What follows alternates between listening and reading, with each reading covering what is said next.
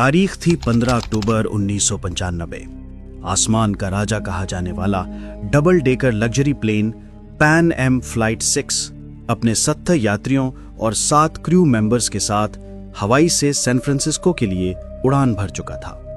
लोग अपनी सीटों पर आराम से बैठे थे। कोई किताब पढ़ रहा था, कोई खिड़की से बाहर प्रशांत महासागर की नीली चादर को देख रहा था, तो कोई अपने आने वाले कल के सपने बुन रहा था। लेकिन अचानक प्लेन के शांत माहौल में एक चीख गूंजी। एक दो नहीं बल्कि 4 नकाबपोश लोग अपनी सीटों से उठे। उनके हाथ में हथियार थे। उन्होंने प्लेन को हाईजैक कर लिया था। यात्रियों की सांसें थम गईं। बच्चों का रोना और बड़ों की घबराहट से पूरा प्लेन गूंज उठा। यह खबर जैसे ही एटीसी तक पहुंची, धरती पर हड़कंप मच गया। रेस्क्यू मिशन की तैयारियां शुरू हो गईं। लेकिन इससे पहले कि कोई कुछ समझ पाता, ठीक 5 मिनट बाद पैन एम फ्लाइट 6 रडार से हमेशा के लिए गायब हो गई। इसके पीछे का कारण पहला तो हाईजैकर्स ने प्लेन का लोकेशन सिस्टम बंद कर दिया था, पर असली खतरा तो कुछ और ही था। एक ऐसा खतरा जिसे इंसान कंट्रोल नहीं कर सकता। प्लेन सीधा प्रशांत महासागर के सबसे बड़े और खतरनाक तूफान टाइफून के मुंह में जा चुका था। भयानक हवाएं प्लेन को किसी खिलौने की तरह उछाल रही थी। पायलट अपनी पूरी ताकत से प्लेन को बचाने की कोशिश कर रहा था, पर अगले 2 घंटे तक प्लेन का कंट्रोल प्रकृति के हाथों में था। और 2 घंटे के इस जानलेवा संघर्ष के बाद प्लेन का एक इंजन फेल हो गया और इसके थोड़ी देर बाद दूसरा इंजन भी फेल हो गया।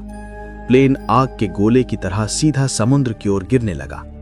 प्लेन समुद्र की सतह से टकराने ही वाला था कि कुछ लोगों ने हिम्मत दिखाई और हाईजैकर्स को मार गिराया और टूटे हुए दरवाजे से ठंडे और अनजान समुद्र में छलांग लगा दी। प्लेन एक भयानक धमाके के साथ पानी में समा गया, लेकिन 60 लोग किसी तरह बच गए थे। उनके चारों तरफ मीलों तक सिर्फ और सिर्फ प्रशांत महासागर की डरावनी लहरें थी।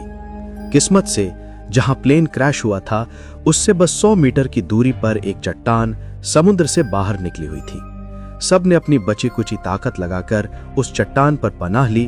भीगे हुए, कांपते हुए, डरे हुए वे 60 लोग उस छोटी सी चट्टान पर एक दूसरे से लिपटे हुए थे। उनके पास ना तो कोई फोन था, ना कोई सिग्नल, ना कोई उम्मीद। प्लेन का मलबा भी गहरे पानी में डूब चुका था। तभी एक पैसेंजर को याद आया कि उसके बैग में एक दूरबीन थी जो किसी तरह उसके साथ बच गई थी। उसने कांपते हाथों से दूरबीन उठाई और चारों तरफ देखने लगा, और तभी उसे एक उम्मीद की किरण दिखी। लगभग आधा किलोमीटर दूर धुंध में लिपटा एक छोटा सा द्वीप। वो चिल्लाया, There is an island! Island! वहां एक आइलैंड है। जो लोग तैरना जानते थे, उन्होंने एक पल भी नहीं गवाया। उन्होंने मौत के इस महासागर में फिर से छलांग लगा दी। नीचे खतरनाक शार्क थीं, ऊपर ऊंची ऊंची लहरें, लेकिन जीने की इच्छा इन सब से बड़ी थी। घंटों की मशक्कत के बाद सिर्फ 15-20 लोग ही उस द्वीप के रेतीले किनारे तक पहुंच पाए, बुरी तरह थके हुए लेकिन जिंदा। दोस्तों, आगे कहानी में क्या हुआ, ये जानने के लिए स्टोरी का पूरा वीडियो मैंने नीचे कमेंट सेक्शन में पिन कर दिया है।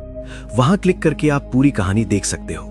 और हां, ऐसी ही पूरी सर्वाइवल स्टोरीज के लिए हमारे YouTube चैनल को जरूर सब्सक्राइब करना।